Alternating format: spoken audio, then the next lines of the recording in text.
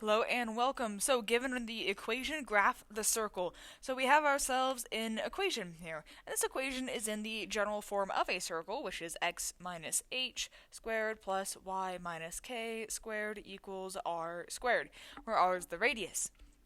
So first thing we need to figure out is the center of the circle, which essentially all we really need to do is we look at this minus h and minus k portion. That means that whatever numbers are here, you use the opposite sign, and that's going to be your two shifts that tell you the center of the circle. So for example, here it's h comma k for our circle center, and with the x is our h, and we see negative 6 there. Well, the opposite sign of a negative is a positive. Alright, likewise, next to our y is the k, and opposite of a positive 6 is a negative 6, which means that your circle center is at 6 comma negative 6. So whatever you have here, whatever number, use the inverse operation, and that will be your actual shift there. Alright, so if it's like a minus 2, then you're actually going to the right 2.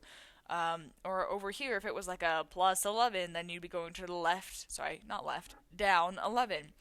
Okay, so for this one, let's graph that circle center. So go over to the right 6 and down 6. And that is the first point that you need to plot for your circle.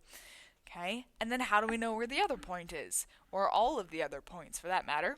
And that is using this last portion of the equation, your radius squared. Alright, so the r is your radius. I'm going to use a highlighter instead. And we can find that right there, right? So that means that our r squared equals 49. Well, how do we do the square? Square root. So our r is 7.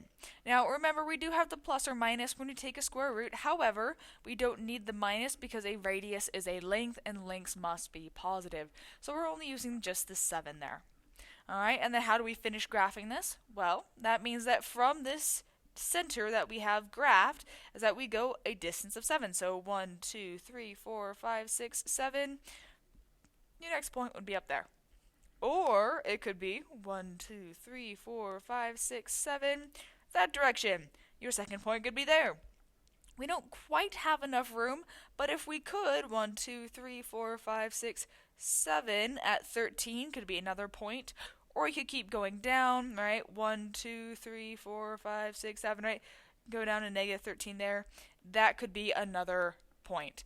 For any and all of these graphs, right, as long as it's a radius, as long as it has that distance of 7, you could have your points, right? What you're required to do in order to graph this is that you're going to be using your circle tool, which only requires 2 points, your circle center, and then any of the other points. So you could use this one, that one, and if it was on the actual graph itself, we could use the other 2 as well.